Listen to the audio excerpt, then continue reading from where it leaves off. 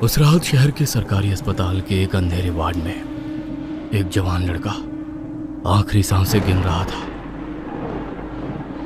उसका शरीर बुरी तरह कमजोर हो चुका था। आंखें अंदर धंस गई थी, जैसे कहीं रात से सोया ना हो, और चेहरा इतना पीला पड़ चुका था जैसे शरीर में खून ही ना बचा हो। डॉक्टरों को समझ नहीं आ रहा था कि आखिर ये बीमारी है क्या, लेकिन उसके शरीर को देखने वाला हर इंसान देख पा रहा था। उसकी गर्दन, छाती और पीठ पर गहरे काले निशान थे, ऐसे निशान जैसे किसी ने बार बार उसे अपनी बाहों में जकड़कर दबाया हो। कमरे के कोने में खड़े उसके बाप की आंखों में डर साफ दिखाई दे रहा था, और मां का रो रो कर बुरा हाल था। मैंने कहा था उस कोठी से दूर रहने को। हाय मेरा बेटा, मेरा बेटा, कोई इसे बचा लो, मेरा बेटा। तभी यश की बंद होती आंखें अचानक खुली। उसने कमरे के एक कोने की तरफ देखा। उसके सिवा किसी और को कुछ भी दिखाई नहीं दे रहा था। यश के होठ कांप उठे, जैसे वो कुछ कहना चाह रहा था। तुम फिर आ गई। उसी पल कमरे में एक बहुत हल्की मीठी खुशबू फैल गई। खिड़की के पास लगे पर्दे अपने आप हिलने लगे, जैसे किसी ने अभी अभी वहां से गुजरकर उन्हें छुआ हो। और फिर यश के होठों से एक आखिरी चीख निकली। इसके बाद उसका शरीर एकदम ढीला पड़ गया और डॉक्टरों ने उसे मृत घोषित कर दिया। लेकिन मरने से ठीक पहले यश की आंखें उसी कोने पर टिकी थी। यह कहानी तब शुरू हुई थी जब यश अपनी गर्लफ्रेंड जिया के साथ एक होटल में बैठा खाना खा रहा था, और उसे बिल्कुल भी अंदाजा नहीं था कि उसकी जिंदगी कुछ ही दिनों में हमेशा के लिए बदलने वाली है।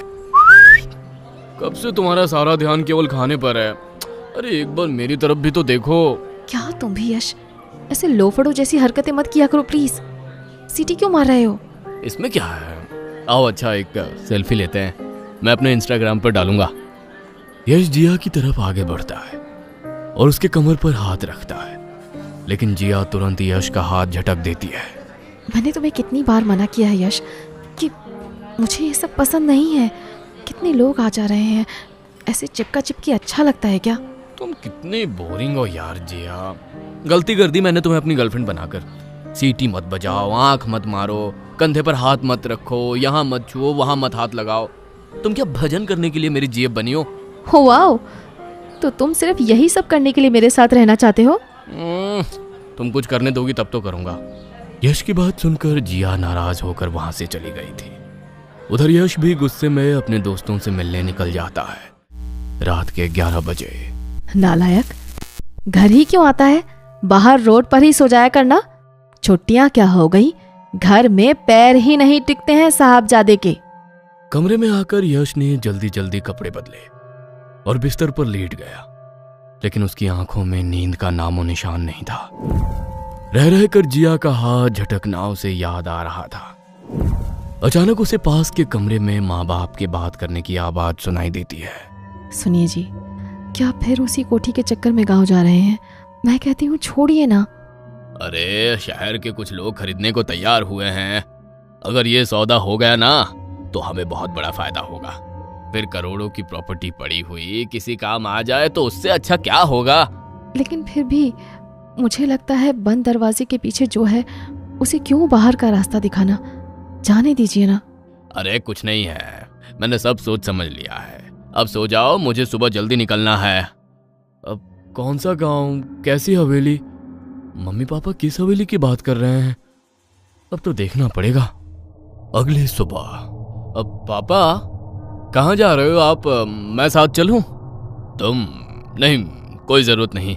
पापा अब मैं छोटा बच्चा नहीं हूँ। मैंने रात को सुना था कि आप किसी गांव जा रहे हो। मुझे भी पुरानी हवेली देखनी है। वेकेशन चल रहे हैं, यहाँ पर खाली ही तो हूँ। पूरा दिन माँ की चिक चिक सुनने से अच्छा आपके साथ चल लूं। अच्छा ठीक है, रात होने से पहले तो हम निकल ही जाएंगे, कोई खतरा नहीं है। अब ठीक है चलो। कुछ ही देर में दोनों गाड़ी में बैठकर गांव के लिए निकल पड़े। रास्ते भर खेत, कच्ची सड़कें और दूर दूर तक फैले पेड़ दिखाई दे रहे थे। करीब 4 घंटे बाद उनकी गाड़ी एक बहुत बड़ी और पुरानी कोठी के सामने आकर रुकी। कोठी सच में बहुत विशाल थी। ऊंची ऊंची दीवारें, जंग लगा हुआ लोहे का गेट और अंदर एक लंबा सा आंगन। दीवारों पर काई जम चुकी थी और खिड़कियों के शीशे धूल से ढके हुए थे। फिर भी हवेली अपने समय में क्या आलीशान रही होगी, ये समझना मुश्किल नहीं था। ये हमारी कोठी है पापा? My God! हाँ, बहुत पुरानी है। अब कोई सवाल जवाब नहीं। और हाँ, किसी सामान को छूना नहीं है। चुपचाप मुझे मेरा काम करने दो। जैसे ही यश अंदर कदम रखता है, उसे अचानक एक मीठी सी खुशबू महसूस होती है। वो खुशबू बेहद अजीब थी, जैसे रात में खिलने वाले रात चांदनी के फूल। यश को ऐसा लगा जैसे कि किसी ने अभी अभी उसके पास से गुजरते हुए धीरे से सांस ली हो। अजीब है, ये खुशबू कहां से आ रही है? पुरानी हवेलियों से तो सीलन की बदबू आती है, यहाँ खुशबू आ रही है। क्या बात है? क्या ताका झांकी कर रहे हो? अब नहीं, कुछ तो नहीं पापा। 1 सप्ताह में ये कोठी बिक जाएगी।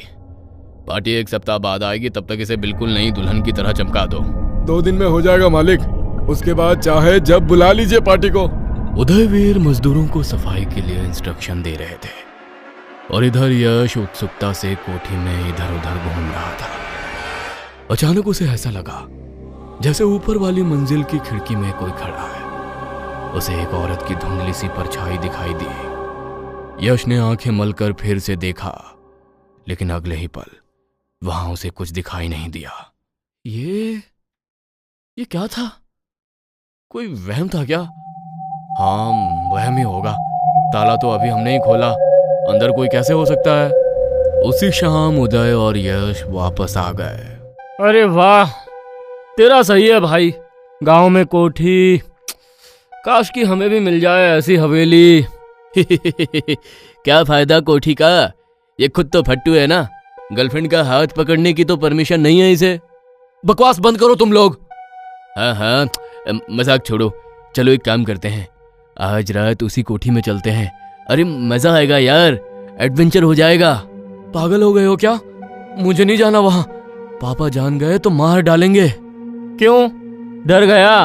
अरे भाई मर्द बन, कब तक पापा से पूछकर सारे काम करेगा?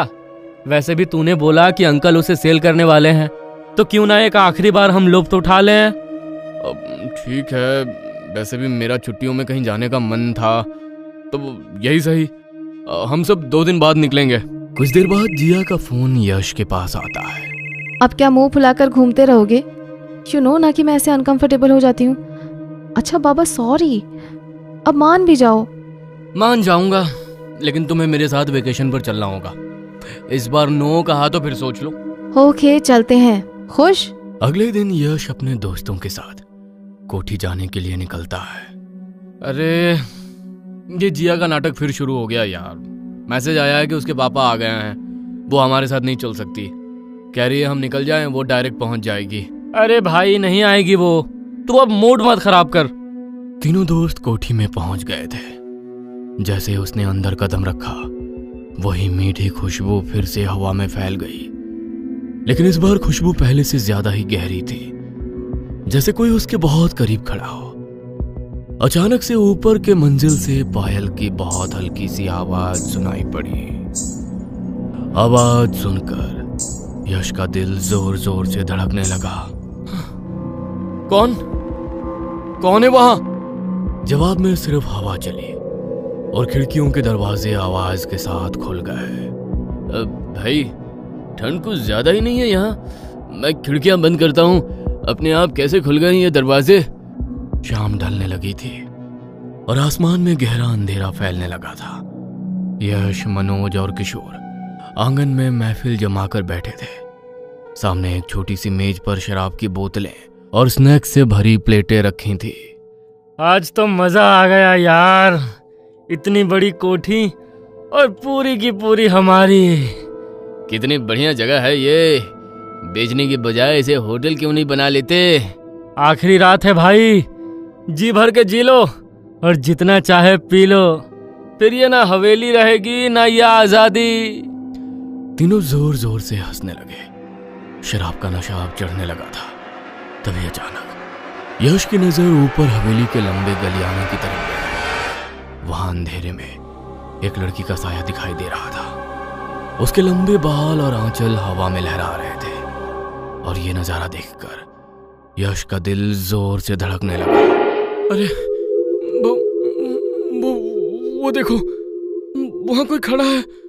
कोई लड़की है। कहाँ? वहीं ऊपर लॉबी के पास। तीनों ने उधर देखा। वाकई एक लड़की वहां दिखाई पड़ रही थी जिसका लंबा आंचल हवा से लहरा रहा था। वो लड़की धीरे धीरे मुड़ी और फिर सीढ़ियों की तरफ होते हुए नीचे आने लगी। कौन है ये? हवेली तेरी है भाई, तुझे पता होगा ना। यश, किशोर और मनोज उसके पीछे दौड़ पड़े। उनके दिल में डर भी था और उत्सुकता भी। सीढ़ियों के पास पहुंचकर यश ने हाथ बढ़ाकर उस लड़की के कंधे पर हाथ रख दिया। अचानक लड़की यश की ओर घूम गई और उसका चेहरा देखकर सबकी शक्ल सफेद पड़ गई। उसके सामने जिया खूबसूरत साड़ी पहने खड़ी थी। जिया, तुम यहाँ ऐसे? तुम्हें अच्छा नहीं लगा? मैं अच्छी नहीं लग रही? कैसा लगा सरप्राइज? आज जिया की आवाज कुछ अजीब सी थी, पहले से कहीं ज्यादा धीमी और किसी तरह से रहस्यमयी। उसके गुलाबी होठों पर मध्यम मुस्कान थी और वो धीरे धीरे यश के बिल्कुल करीब आ रही थी। तुम्हें सरप्राइज देना था ना? क्या हुआ? ऐसे क्यों देख रहे हो?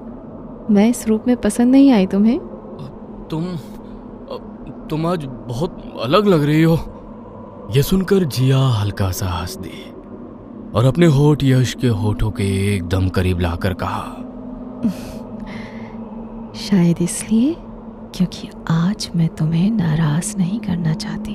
आज की रात तुम्हारे नाम। इस बात से यश के चेहरे पर एक बड़ी सी मुस्कान फैल गई। ले भाई, आ गई तेरी जिया, हो गई सारी शिकायतें दूर।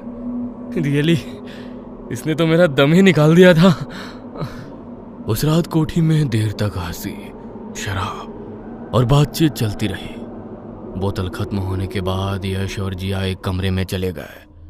अगली सुबह क्यों ना हम दोनों अभी यहीं रुक जाएं?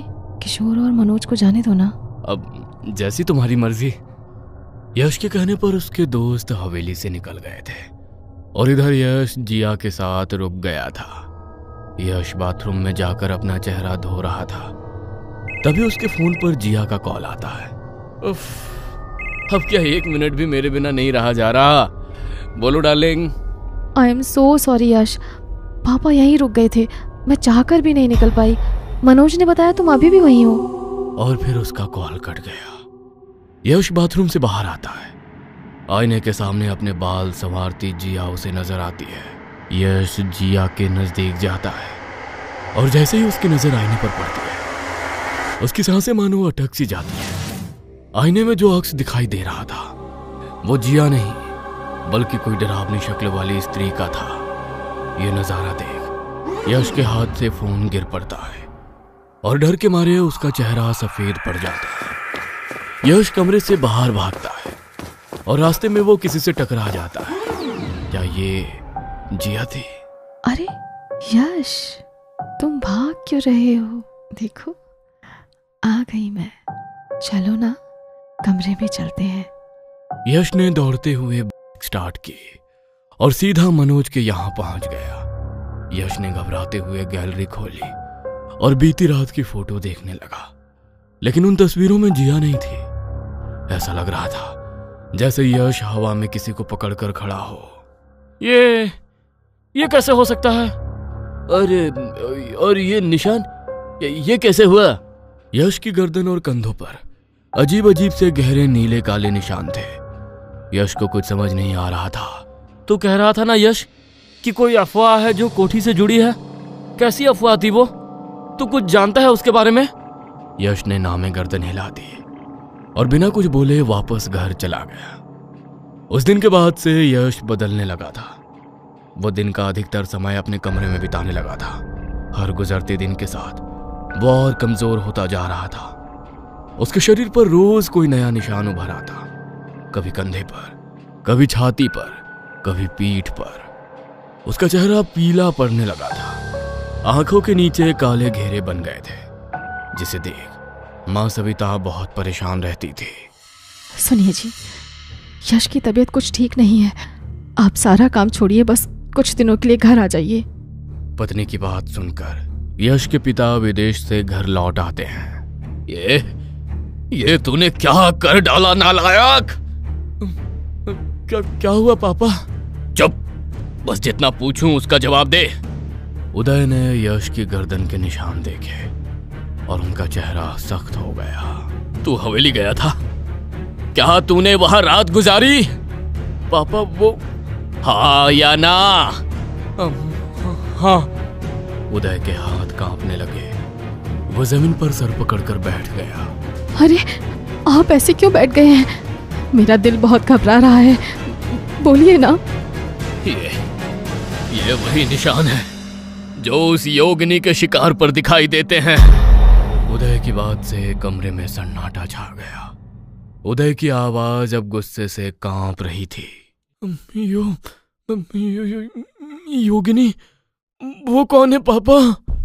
योगिनी भटकती आत्मा, जिसे बस एक मर्द का शरीर चाहिए। उस कोठी में मेरे परदादा रहा करते थे। तंत्र मंत्र पर बहुत भरोसा था उन्हें।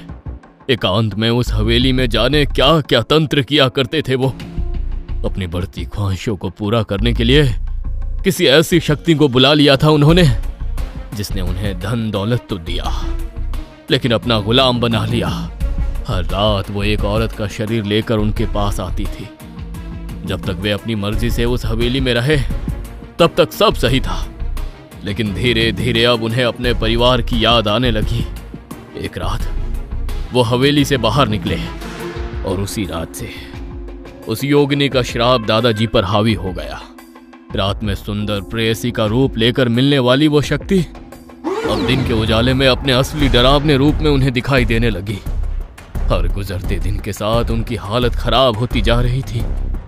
उनकी सारी तंत्र विद्या धरी रह गई थी और वो योगिनी उनके शरीर को खोखला करती जा रही थी।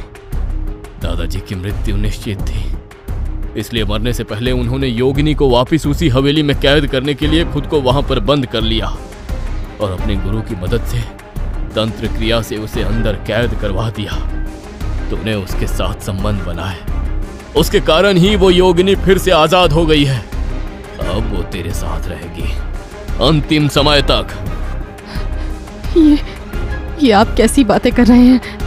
अरे कुछ करिए, कैसे भी मेरे बेटे को बचाइए ना, कुछ करिए आप। अब बहुत देर हो गई है। जिस दिन से वो योगिनी किसी मर्द को अपना शिकार बनाती है, उस दिन से उसकी मौत तय होती है। उदय के इतना कहते ही कमरे का बल्ब धमाके से टूट जाता है और पंखे के ऊपर एक साया बैठा नजर आता है जो यश को ही घूर रहा था। वह एक झटके से यश के ऊपर कूद जाती है। एक डरावनी हंसी कमरे में गूंज जाती है।